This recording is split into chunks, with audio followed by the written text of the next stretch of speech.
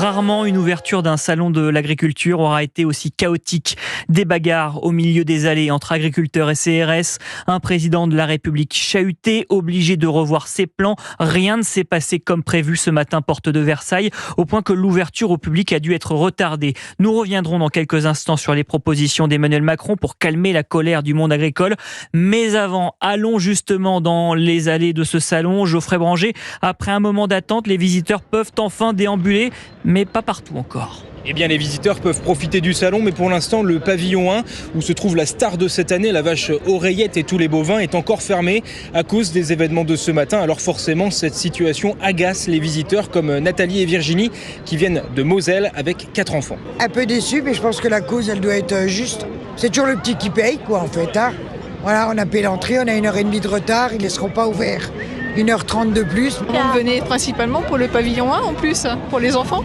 Ils ont le droit de manifester, mais aujourd'hui il y a le salon de l'agriculture, on vient en famille, on vient avec des enfants. C'est pas sympa de fermer, de bloquer 2 heures. Dans les autres pavillons, pas de problème, même si tout le monde semble un peu tendu. L'ouverture du salon a pris du retard. Les portes se sont ouvertes vers 10h30 au lieu de 9h. Il faut dire que la situation a longtemps été très compliquée ici, porte de Versailles. Tout a commencé à 8h quand le président de la République est arrivé. Des dizaines de manifestants munis de sifflets se sont précipités dans l'entrée principale après avoir forcé une grille. Furieux de ne pas discuter directement avec le chef de l'État, les manifestants se sont massés le long du cordon de sécurité, sifflant et criant « Macron, démission ». Des œufs, de la terre ou encore du foin ont été lancés sur les gendarmes.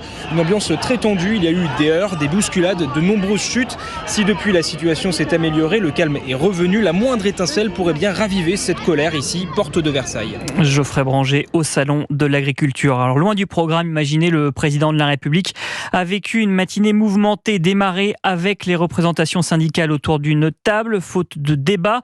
Le débat qui a quand même eu lieu et qui continue au débeauté avec des agriculteurs qui ne le ménage pas. Bonjour Mayalène Trémollet. Bonjour Cédric, bonjour à tous. Vous suivez depuis 8h ce matin le chef de l'État. Il a dû faire face à une révolte générale. Oui, ici le message des agriculteurs est clair. Depuis 8h du matin, la colère n'est pas passée. Face aux cris, aux sifflets et aux échauffourées entre agriculteurs et CRS déployés dans les couloirs du salon, le chef de l'État est contraint d'adapter son programme en catastrophe. Après un petit déjeuner avec les syndicats agricoles au premier étage du pavillon des animaux, Emmanuel Macron fait plusieurs annonces, rappelle ses objectifs, protection des agriculteurs, renouvellement, martèle qu'il s'agit de l'intérêt national, mais avant tout, il appelle au calme. Le salon de l'agriculture est un moment important de fierté, de reconnaissance, et donc il faut que ce salon se passe bien, dans le calme, pour l'agriculture française, et nous partageons tous ce même objectif. Un appel visiblement pas entendu, les cris et sifflets continuent en bas. Le chef de l'État décide alors de rencontrer à nouveau les représentants syndicaux qui le souhaitent pour un échange informel, sorte de grand débat improvisé en dernière minute, toujours au premier étage. Debout en chemise, entouré d'une vingtaine de représentants syndicaux en bonnet jaune, le président écoute un à un les témoignages des agriculteurs révoltés sur l'agriculture bio, l'Europe, les aides économiques accordées à l'Ukraine ou encore le suicide dans le monde agricole. Ça fait 3 ans que je travaille 100 heures par semaine, que je ne sors pas un revenu. C'est ma femme qui me fait vivre. Au mois d'août, j'ai failli passer à l'acte aussi. J'ai un gamin de 15 ans et une gamine de 10 ans. Vous croyez que ça me fait plaisir de monter au salon ? Au fil de la discussion, le ton monte des deux côtés. Si le discours ambiant, c'est de dire l'agriculture est foutue et il faut que des aides de trésor, pas la peine de faire une loi d'orientation, pas la peine de s'emmerder. On ferme tout de suite le magasin. Donc ça, c'est pas vrai. La réalité, c'est que l'agriculture française, elle se tient. Les échanges sont toujours en cours en ce moment même, des échanges musclés mais complètement libres pour tenter d'apaiser les foules, de rétablir la confiance. Et une question, celle du maintien de la déambulation d'Emmanuel Macron dans les allées du salon cet après-midi.